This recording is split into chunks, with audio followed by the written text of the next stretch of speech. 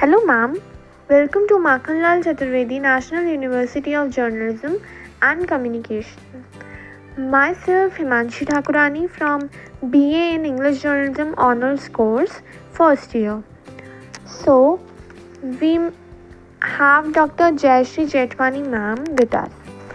Ma'am, I'm here to ask you a few questions, so please enlighten us, ma'am, with your kind words. So, ma'am, my first question is, could you share your journey and experience in conducting extensive fieldwork in media and elections across India, Germany, and the USA during your doctoral studies? Migrants all over the world. And all those migrants reached America after facing some kind of regression, some economic regression, political regression, otherwise. So there's nothing, it's not that it's not a great nation, but people from various kinds of, communities, castes and all, they don't give much damn to, going for election, for voting. You generally don't find more than 50 to 52% voting in America. India, it has changed over a period of time. It used to be less than 35-40%. Now we find sometimes it has not reached 90% like in Germany, but it's about 60% average voting happens. So it was really good to see how political parties do their campaigns and how media sets the agenda. The number of theories, the agenda setting theory. So in my research, I looked at it and saw, how when media set the agenda, the whole discourse revolves around that. So it was not different. But since I did it in the 90s, so very interestingly, I found that the developing nations like India, Pakistan, and Bangladesh, others, so there was a lot of criticism on Americanization of elections in Asia, because in the 90s we started using mass media, and you see now it is almost better than the USA. The way we use media, the amount of money we spend, the amount of campaigns we do, which is as good or as bad as America. But it was a new thing, and America was criticized for changing the whole world paradigm into this kind of electioneering. Your academic background includes diverse qualifications such as political science, advertising, public relations, and journalism. How have these areas of study contributed to your career in media and communication? Very good question. Basically you have to have something mastery over some subject. Political science is the mother of sciences, If you understand political science and politics, you understand everything. It's part of the liberal art sciences. So, or maybe that time when I was your age, I wanted to be in teaching or wanted to be in politics, I don't know. But after that, I went for journalism, then did my ADPR. Before that, I can tell you, but how things help you, whatever you do in life. When I passed out my school, I was underage, I taught my school, but I did not get admission in any college. You had to be 16 that time. So I joined Polytechnic, which had a 3-year diploma in commercial arts, and I was the most unhappiest person, just did 1 year. Then I got into geopolitical science, and I thought, what a waste of year, I talked and I could not be with my own, friends. But that 1 year, after I did my advertising, even till today, the basics which I understood on colors, space, formats, everything, printing, it has stood the test of the times. And I thought, oh, that's why God wanted me to do that. It helps me now. It has not gone waste at all.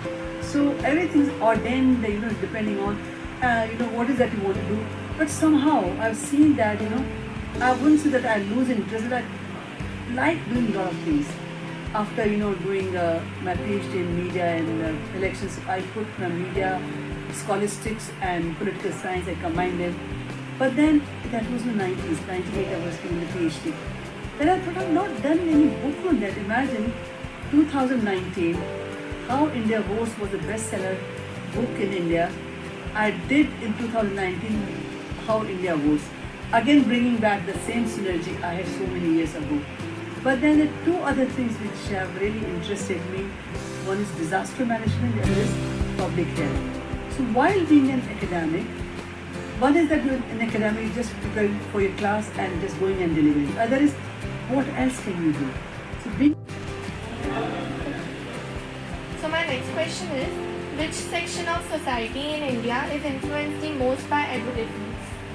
All sectors. All sectors. Not, advertising is all about brands and products. So maybe even poor people what they will not be able to mix it with aspirational class. They might, but then not to be impressed, not to be impacted by advertising, I think it will skip. We all are impacted by that. Has digital advertising changed consumer buying patterns? Yes. How? Yes, a lot. In fact, when we wanted to buy something, maybe 20 years ago, we'll go for brochures, we'll be visiting the shop floors, we'll be visiting the showrooms to buy a car. Now we do a lot of things because the virtual reality is there. It has changed completely. The whole experience you can have virtually and you can interact with them. So it's non-linear. So it's almost changed. In fact, the role of advertising is slightly minimized with the social media setup. So my last question is, what is the difference between the Indian advertising world and the advertising world of the West? As I said that advertising is become global now, especially since digitalization.